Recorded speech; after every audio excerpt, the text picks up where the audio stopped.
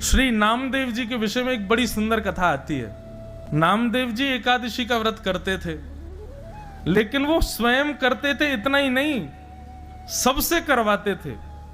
अगर उनको पता चल जाता कि कोई व्यक्ति रोटी खा रहा है तो उसके घर पहुंच के थाली उठा लाते थे। बोले आज एकादशी, आज नहीं खाओगे। केवल वयोवृद्ध और छोटे बालकों को छोड़ के, और किसी कोई बीमार हो, बस 3 लोगों को छोड़ दे, बाकी किसी को खाने ही नहीं देते।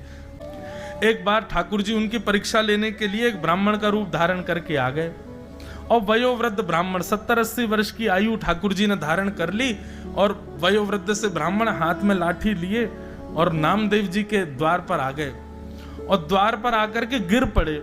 नामदेव जी दौड़े, संत आए, जय हो भगवान पधारो। बोले मैं 20-22 दिन हो गए, मैंने कुछ खाया नहीं है, मुझे बहुत जोर की भूख लगी है, मुझे जल्दी से कुछ तुम रोटी बनाओ, सब्जी बनाओ, चावल बनाओ, जल्दी से कुछ बना करके मुझे पवाओ। नामदेव जी बोले देवी केला लेके आओ, सेब लेके आओ, अमरूद लेके आओ, फल खिलाओ। नहीं, फल नहीं चाहिए, मुझे तो रोटी सब्जी खानी। बोले भगवान आज एकादशी है, आज तो अन्न नहीं बनेगा घर पे। बोले अरे तुम लोग मत खाओ, मुझे तो खिला दो। बोले नहीं भगवान आप भी मत खाओ। बोले मेरे प्राण निकल जाएंगे, वयोवृद्ध 70-80 वर्ष की आयु है मेरी, ऐसा मत करो मेरे साथ। ठाकुर जी थे।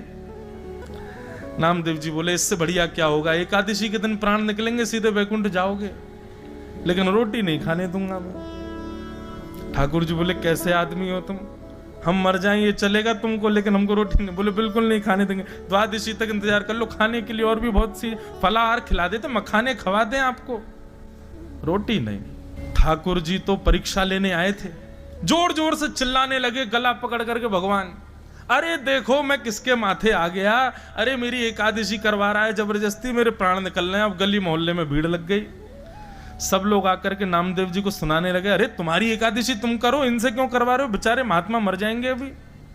बोले नहीं मेरे घर आए हैं, मैं तो अन्न नहीं खाने दूंगा। तो एक पड़ोसी बोला बाबा आप एक काम करो, मेरे घर चलो, मां पाले ना।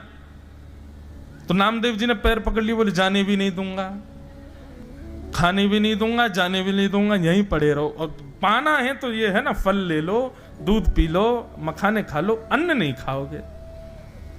गांव के लोग सब गालियां देने लगे। महाराज नामदेव जी से कहने लगे ये कैसी भक्ति तुम्हारी, एक व्यक्ति के प्राण निकले जा रहे हैं और तुम अपने नियम उस पर थोप रहे हो।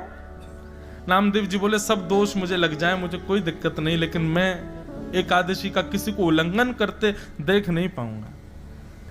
ठाकुर जी बोले अब ब्रह्मास्त्र चलाना चाहिए। अभी तक तो ठाकुर जी